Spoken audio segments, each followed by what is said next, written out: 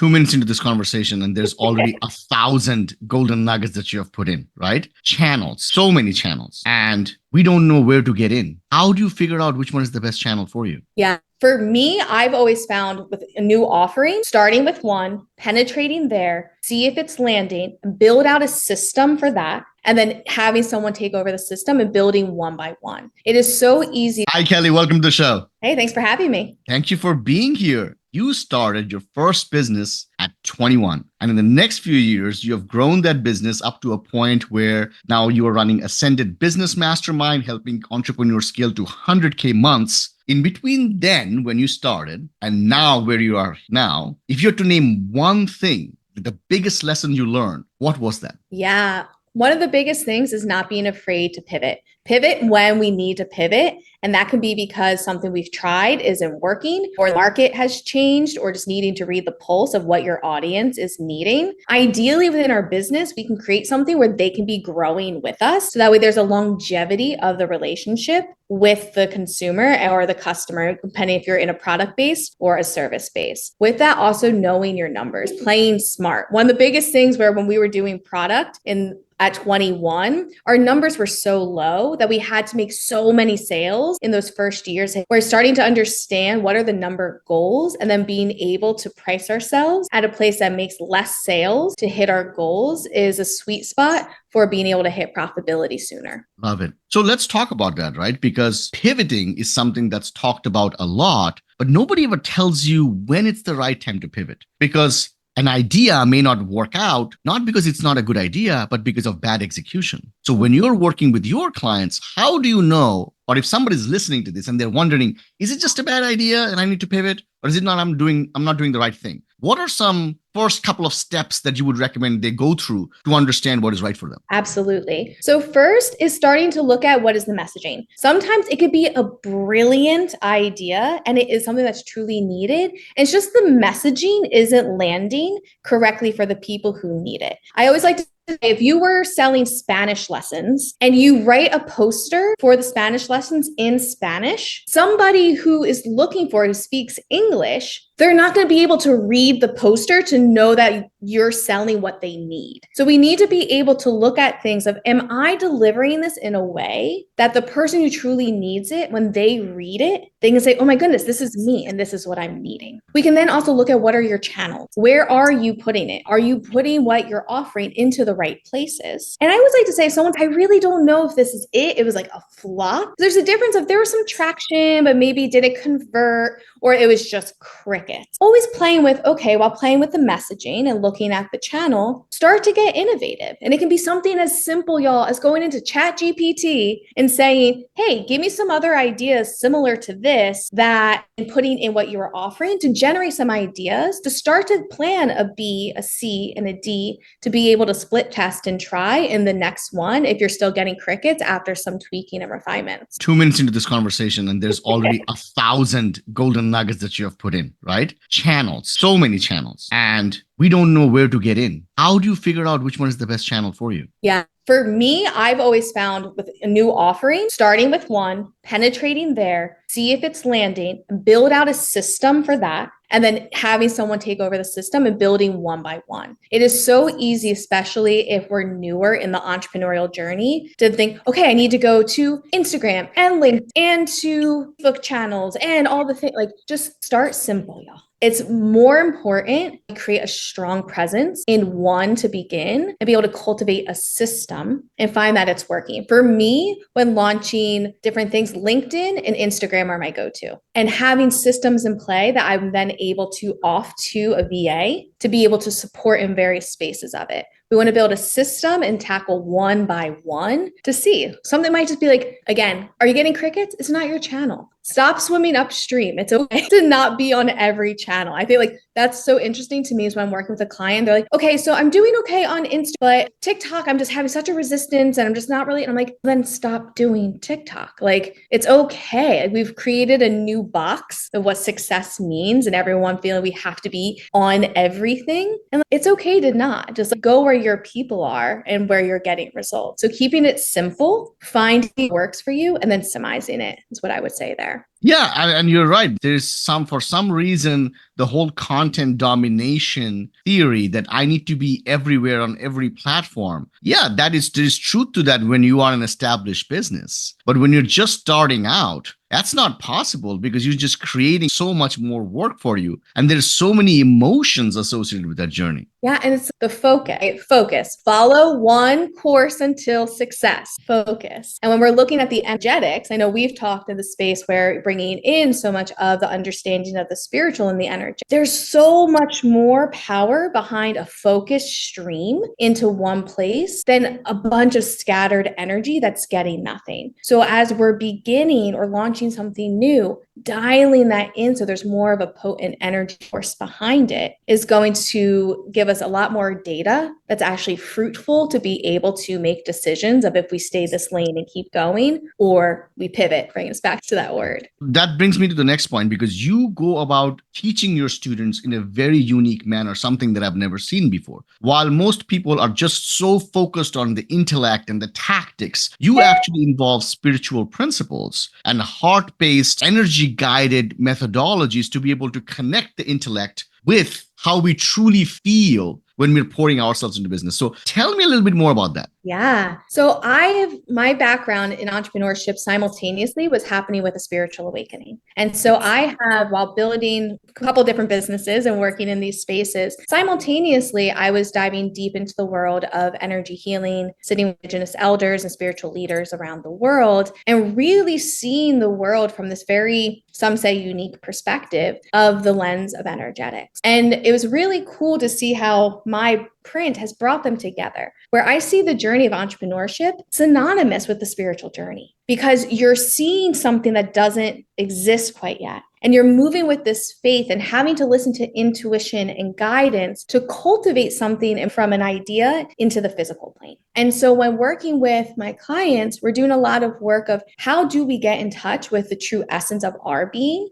to be that embodiment of the version of ourselves that has the 6-7 figure business. And also, how do we connect with the consciousness of the business so we can become more of steward of it and be able to listen to what it wants to become rather than us trying to force it to being something, which creates so much more ease and grace and rapid growth, which can feel a little challenging for someone who's very in their head because they're like, it doesn't make sense. It makes all the sense once we tap into it. It goes in with what you said earlier about not having to force yourself to swim up the stream, but more be able to be guided and flowing into a direction that makes sense. What does it mean when you say the energy associated with the business? Because that's so hard to understand when you don't know what you're already talking about. For sure. So something that I've done, I'll use a personal example that I've done with the heart space. I might be able to support people. So I was going through a season where I was having new offerings coming up like crazy.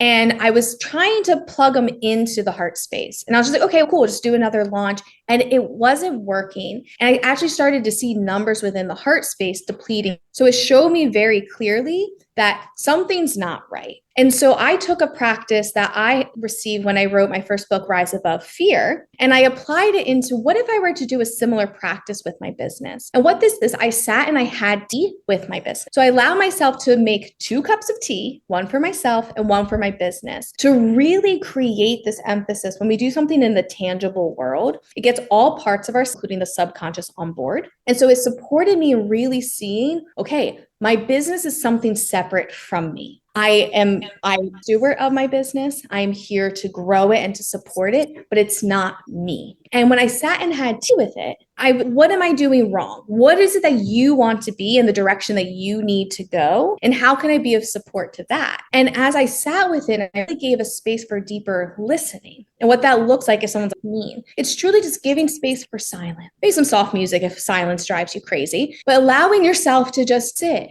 and to listen and contemplate. Not go into thinking and trying to figure something out, but more go into a space of contemplation and allowing something to come up to the surface. What came for me was the heart. You're trying to fit things that aren't meant to be in here. It's its own creation. I was trying to put in the Ascended Business Mastermind into the heart space. I was trying to put different retreats in there. And it was like, that's its own thing. The heart space is for this. And so doing that, we started to see the results change. So as we can start to realize realize I'm not my business. I am the creator of the business, and I'm here to cater to it and steward it and start to form a relationship to it. We can be guided and saying, go that way, offer this. And we can start to get ideas. I have clients who be like, just flowing out of me. I don't even know how it's coming so fast out of me, or I just knew to send that email or write that article and a client came through. So there's a space where we can start to soften our grip on it and realize, oh, I'm in a relationship with the business. And if we allow space to listen, you can receive so much insight and guidance of how to create this in a more aligned way. I like how you said loosen the grip. I was almost visualizing the jaw, right? Because so much of that, there's so much emotions associated with pushing, and pushing tires us out. But what you're talking about is taking a step back and truly looking at it as a relationship, as opposed to something that you're just trying to control to get something out of it. Absolutely. And that's where,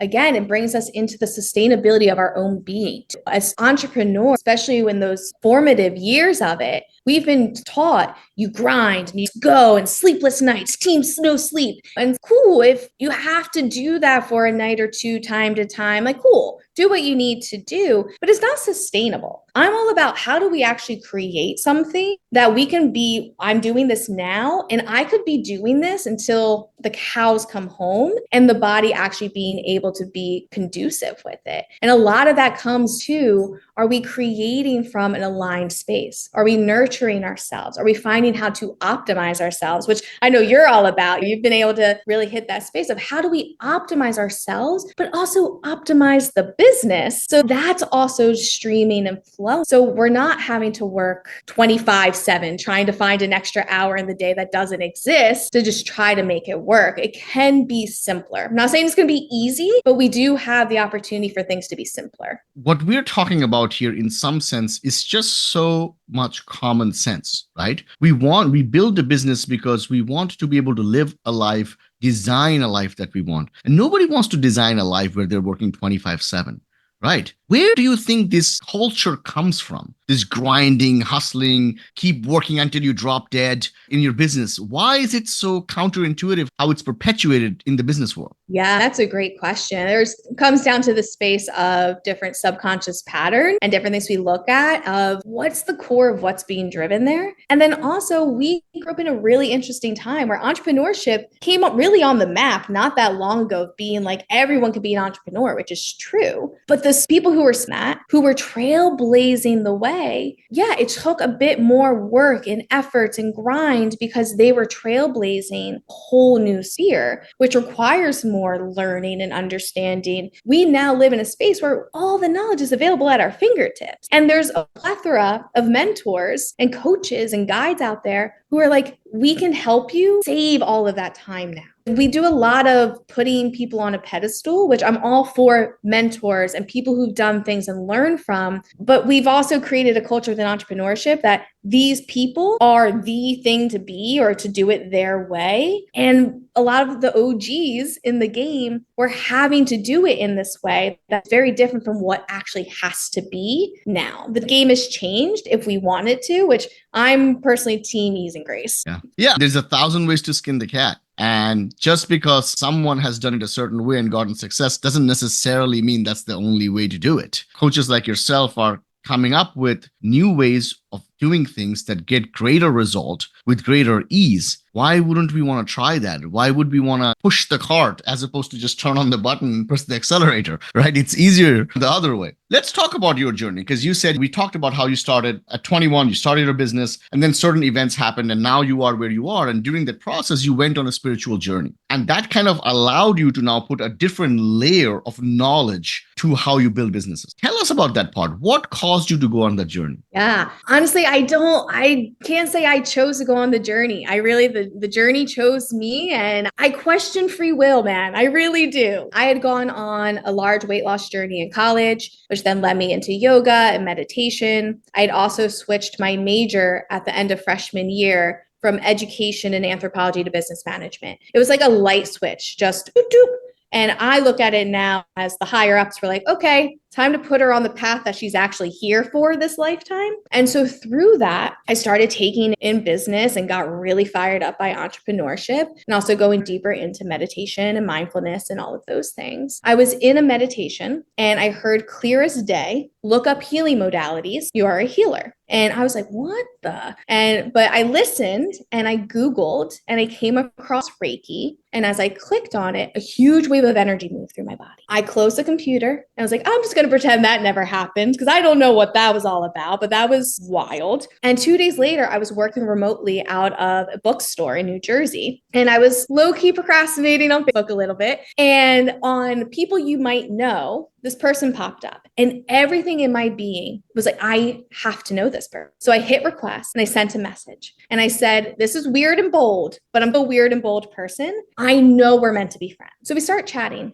Mark, 20 minutes later, he asks what I'm up to. And I say, oh, I'm working out of my satellite office, Barnes & Noble. He walks in the doors of the same Barnes & Noble. Very first conversation, 20 minutes later, from Facebook to now sitting at a table with me. And I'm talking to him. And I said, listen, something happened a couple of days ago. And I feel I can tell you. I tell him the whole thing. He goes, I guess she's ready. And I said, what do you mean? It's like the saying, when the student is ready, the teacher will appear. I'm a Reiki master. So I guess I'll be your first teacher on the journey. And the journey took off. And ever since that day, still to this day, I find different teachers or experiences or the next step of the journey always just plops into the space with me as it's needed. So I began going through a radical healing journey of myself, my intuition heightening, my spiritual gifts heightening, going into these different adventures of being initiated by Mayan elders to serve ceremony and to sit with the Dalai Lama in India, like wild experiences that I could not have come up with because I didn't know they existed to be a reality. So this is all happening while I'm still building and consulting and doing the things, which at times I don't know how these two match. And I felt like I was in two different worlds. But long and behold, in time, the heart space came through and it was to build a business based in spiritual well-being and the healing arts. And so that started to merge. And then as we grew success into that, it became very clear I'm here to support other entrepreneurs and heart-centered beings who maybe don't have the business acumen or are struggling to figure out how do I thrive in my true alignment? Because I truly believe we're all here to experience ultimate fulfillment and we can not just survive, but thrive in it, which has led us here. It's the shortest way of a very long journey. Yeah. What a fascinating story. But before we dig deeper into this, just quickly to the audience, what is Reiki? Yeah, great question. So Reiki is an ancient healing modality that stems from Japan. It's two Japanese words brought together. So Rei, R-E-I, which is universal life force, and then Ki, energy, chi, prana. So when we work with it together, we're flowing with universal life force energy. That is the highest frequency of pure unconditional love and light and is always conspiring for outcomes that are for the highest good of all. So when we're working with it in a session, we can support in releasing any stagnant energies or dense emotions, shift the mindset into a more positive mindset. And we can also apply it to different dynamics in our lives, our programs, or our businesses, and flowing it through to support for outcomes that are for the highest good of all. Maybe not what our human thinks we want, but outcomes that are for the highest good of all, which adds a level of purity to everything we do. So this moment in life, this transformational moment in life where you're sitting at Barnes and Noble, low-key procrastinating on Facebook, perhaps working on your business, what was the state of the business at that point in time? Yeah, we were in transition. So my first company was a wholesale retail company. We had product that were in the novelty gift item industry. So we were doing more of direct retail than having wholesale happening. At the 2.5-year mark, we decided that we were going to split ways. So we were in that ending season of liquidating assets, starting to close up the loose ends, letting partners know. So it was actually a transitional piece of that time of that coming in as we were closing that up and getting to sit with all the challenging emotions that can come for an entrepreneur. That can also be the time of, okay, a venture's coming to an end. We had some success. We also came to a reality of time to pivot. This isn't what we want to do. Either of us didn't want to do it for the long haul. And also the numbers weren't there for us to continue to grow and scale it to a space that we were both like, yes, we're passionate enough about doing this. So that's what's happening in life. You get called by the universe to message somebody, happens to be a Reiki master. You meet with them. What happens next in your business? What were the foundational moments that kind of turned you into who you are now? Yeah.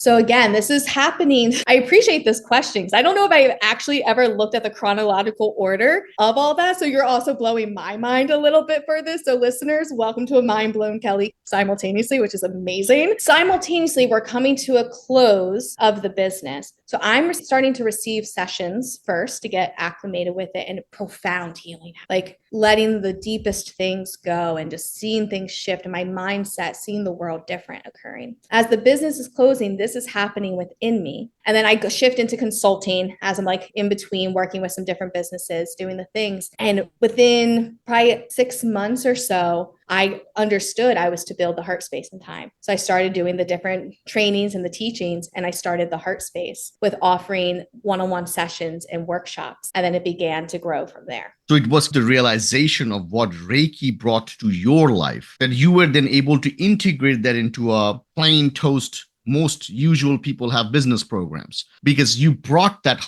heart into a tactical business plan that just revolutionized the way things are. Because there are 1,000 and a million business programs and they all offer the same thing, but their students, if I may, don't get the same experience and results that you do. Is it just because of that additional component? Yeah. When we look at the power of the heart space, and it's always interesting where I'm not using that facetiously. Like I'm talking about when we look at the space, and this isn't the anatomical heart, we're talking in the electromagnetic field of our being. We're all electricity beaming off. And there's the space in front of the heart space. This is 60 times more powerful within the electromagnetic field than anywhere else that we emit. And so when we're able to consciously understand our own being from an energetic perspective, and we have our heart space open and activated, and we're creating from here, there's a magnetic force that we are able to be calling things into our lives that are in alignment with our heart's deepest, truest desires, including our business. That reason, there's everything that we desire is there for a reason. If you really feel it's a calling, and I'm not talking so much of the material things that I really want that one day, but maybe and shoot for the stars, have it all. I don't care. But talking the true, there's a calling on my heart that I know I'm to be a millionaire, a multimillionaire. I know for me, it started of like this deep knowing. I know I'm to have a 6-figure business. It was a knowing and it was a call on my heart and realizing that's a part of my destiny. Those deep callings we have. And when we can bring ourselves into the embodiment, move from a space of I'm fulfilling a destiny, a calling that is on my life, that's when we really start to welcome in a higher power into the creation to move mountains, because it's no longer just, I'm going to build a business because I want to build a business, which is cool. But when we shift from the space of I'm answering a calling and I know that I'm going to be able to bring my heart and my soul into this creation, even if it's not a soul-based business, it's a different energy and a different intention that's moving, which allows mountains to move.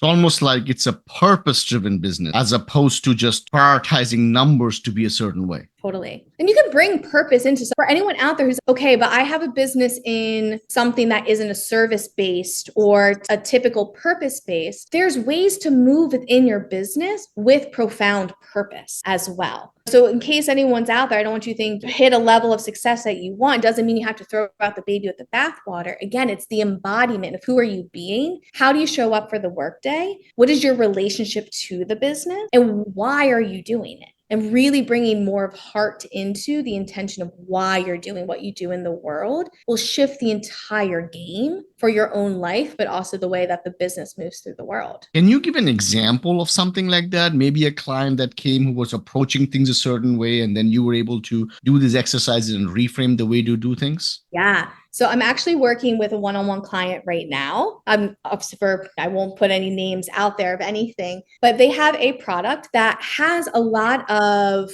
heart behind it. But when speaking with them and coaching and looking at the systems of things, because there hasn't been enough of a systemization and an organization, they've gotten convoluted and everything, they were very out of their heart on how they're showing for the business, and the business has been hurting. And so as we were going through, we needed to take a moment to step out of talking, because of course we started going into, okay, let's talk this new branch for revenue and let's look at this system and these need to be integrated, going more into the technicals and systems, automations, all that fun stuff to take it from an 80K month to 100K month. Like how do we we do that? Great, easy, air quote, easy, simple. But the most important thing was when speaking with them, they completely lost the heart, or they're there for the motivation and conversations. So I'm hearing the morale within the company, and even with talking to me, feeling more of a combative, which it was the human being tired and frustrated and disheartened and all of these things. So we had to pause all of that and bring it back into, wait, all of that will come together. Let's get back into, how did we get into this? Why are you doing this? We wave a magic wand and everything is going smoothly. How are you feeling? What is the result? What do you want to see in the world? What are the numbers you want to see coming through? And what does that mean? Let's stop on the numbers and let's fixate on the meaning behind the numbers.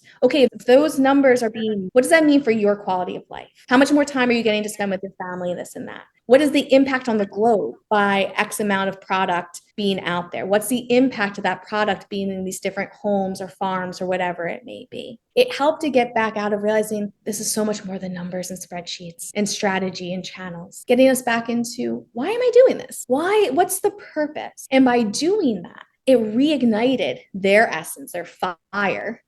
I said, okay, now from this place, let's together connect with the company and ask, what does it want? How do we need to move? And was able to find an inspired action for them to tend to. And from that aligned, fired up space, our conversations became more exciting. And we began to be able to have, okay, cool. So let's look at this avenue. And okay, cool, I can do this. The next session, they showed up a completely different person. Things are moving. I'm to a new investor and I'm so excited for this. And it was more of a collaborative conversation because that spirit has been activated again. So it's bringing really back into the heart. It's okay to take an hour or 2 hours away from trying to make something happen, to connect to your heart of why are you doing it and the meaning of why you're doing it. Don't do it just because I want to make $1 million so I can say I made $1 million. It's not sustainable, y'all. I'm just going to call it what it is. Not sustainable. Why? I want to make $1 million so that way I can know that we can move into the house we want to grow our family and X, Y, whatever it may be. That's going to allow you to keep showing up and for the heart, the energy of the heart to be able to help move mountains. Yeah, the alignment of the heart with the business. So you're pulled towards something as opposed to having to push yourself through the day every single day. So I love that. I love that. So that's obviously one of the first components that you start working on with new clients when they're coming into it. The other thing that you're also an expert at that you keep mentioning is the systemization of stuff, right? And we touched on that a little bit. Can you give a little bit more detail so that somebody who's listening to it, they understand like how it would be like working with you through the systemization aspect of things? Absolutely. So within, say, the group mastermind program, there's a plethora of resources that you can go through to find what you're wanting and needing. But we really start to look at and clear what are the offerings? What is it that you're building? Looking at the numbers. So we're able to, it's not shooting into the dark of, okay, I'm just going to launch this and make as much as possible. It's getting really clear the system of, okay, if your goal is to make 10K this month, we won't go crazy right now, 10K this month. Okay, how much is your offering? Okay, now looking at the numbers, and I have an amazing resource that I share in the mastermind, the virtual training I do. And I know we're going to send a link. Anyone just join us and you'll get it there. It's a cash calculator where we start to break down the numbers of, okay, if this is your offering and this is how much you want to make this month, here's how many sales calls you have to have. Therefore, here's how many leads you have to have. We start to break down the simplification. So it's just the numbers. That's one thing I love about business, because entrepreneurship, as you said before, it can be an emotional journey. But the numbers don't lie. It's a very point blank. It just is what it is. We just show up and we plug and play. And then we start to look at what are we creating so that way you can show up and do what you do best by building different systems and automations and streamlining. So everything is talking to one another in the back end to keep it simple. I personally, I live and breathe by VAs. Like delegate to the new babes out there. Delegate where you can. Of how do we create these systems so that way, as soon as possible, you are working on the business, not in the business. And if you listen to entrepreneurial things, you've heard that a million times. What does that actually mean? It means quickly becoming a CEO mindset. How do you embody being a CEO and step out of being an entrepreneur, but really start to show up as, which by the way, guys, by titling yourself a CEO on LinkedIn and this and that's also going to attract other opportunities that will just leverage the business anyway. But yeah, it's high level where we're at with that. I love it. I love it. The concept that when somebody starts a business, brand new business, they're a genius with 1,000 hands and they're doing everything. But what you're talking about is once you have helped them get past the initial stages, being able to hire VAs and put systems in places to be able to now scale them. Because after a certain point, it's just impossible to do everything yourself. So without that additional knowledge of what are the resources that can be utilized, it's almost becomes impossible to scale. Absolutely. And something I do very unique with my clients is from the start, I've had people who are brand new to business and I had them start preparing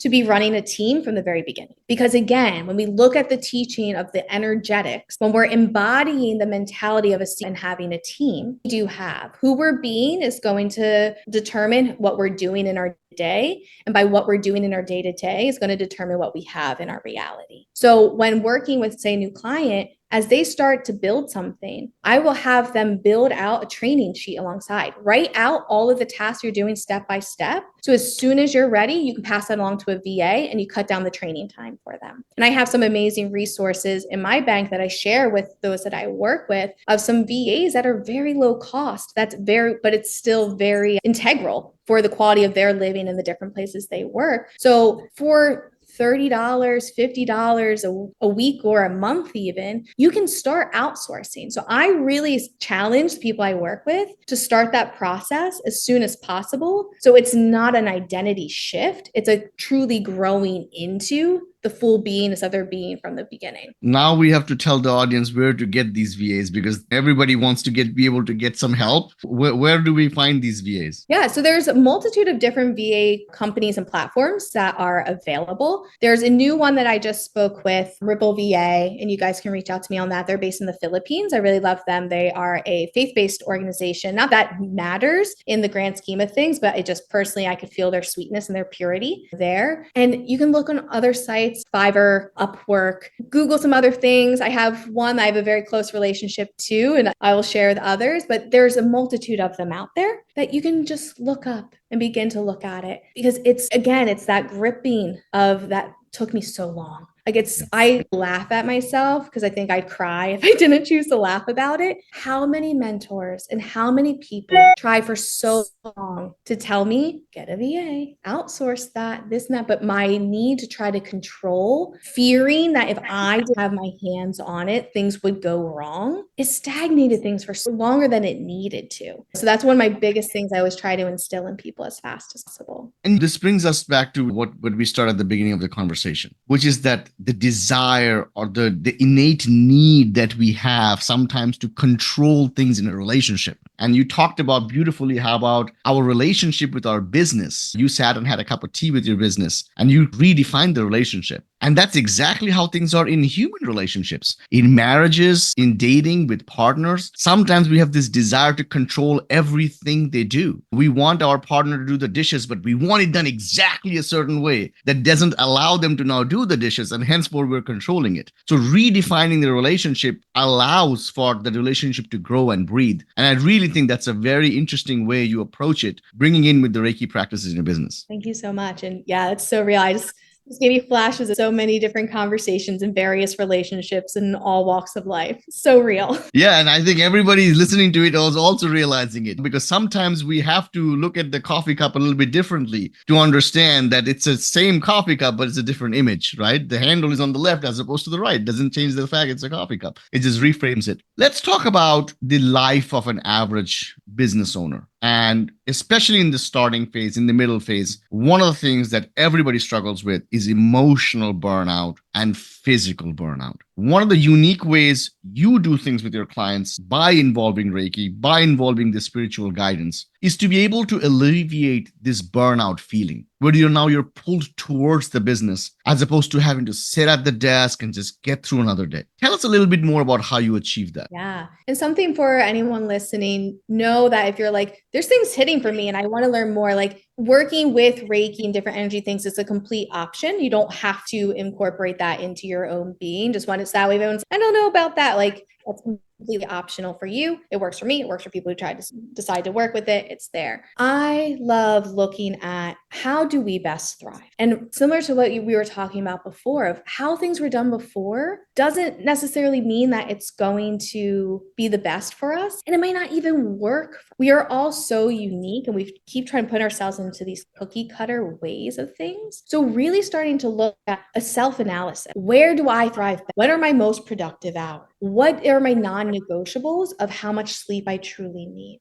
What are my non-negotiable? Now that changes for people who are parents and this and that. Kudos to you. For the space of what do I really need in terms of workouts? Getting real with yourself. If you're moving into a season of a new business or a new launch, this and that, if your ideal is work out 6 days a week, you might not hit your ideal. But getting clear, what is the non-negotiable? I know that my energy levels, my mental health, my everything, if I don't get at least 3 workouts in a week, people are going to know. So it's getting really clear of what are the non-negotiable and making those appointments on the calendar. They're just as important as a discovery call or a meeting with a manufacturer. Putting them on from the beginning of setting the standard of I am not my business. I am me and I am first and I am creating a business. When we start to work with alignment, we really look at that from the design of who are you? How do you best thrive? I'm an early bird. I prefer by 8 a.m. I've already gotten in my workout, already done some things, answered some emails that I don't want to have to do in the day to day. That works for me. My partner sleeps until 8:30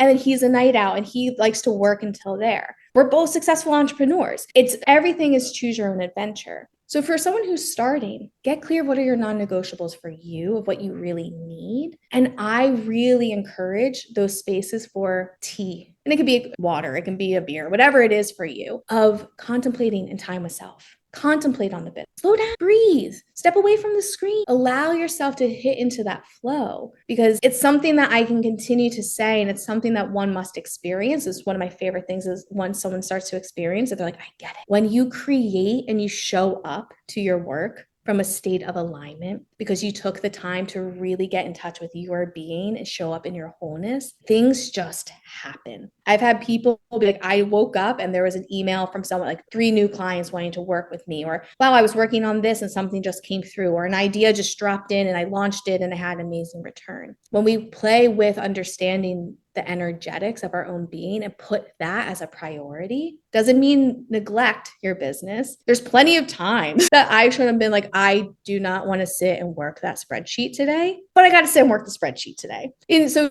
you forget the mood, show for your responsibilities, but maybe I go take a walk for 15 minutes first so I can come to it with feeling good and then say, okay, let's get the spreadsheet. And maybe it takes a lot less time to do it because I'm in a better energetic state. Love it. And for those listening, Kelly is a much nicer person than I am. So she'll give you the choice to not have to deal with Reiki. But this is what I'm going to say. If you are struggling and you're stuck, you owe it to yourself to try something new. That's all I'm going to say. If you are stuck and you're feeling burnout, physical, emotional, you're not drawn towards your business, things are not working out, it doesn't hurt to try something new because you never know what is going to work out. As business owners, as entrepreneurs, we have to be creative and we have to be open. Just like Kelly talked about having to pivot when things are not working out. That's just another definition of being open. And being so controlling with our nails dug into a specific type of an idea is never going to help us. So I love it, Kelly. Tell us a little bit about how people get in touch with you, how they can get help from you, what are some ways they can learn from you? Yeah, absolutely. So I've decided to offer to your audience a guest pass, anyone who wants to join us. We're going to be doing a 2-day training. It's going to be 3 hours each day, going deep into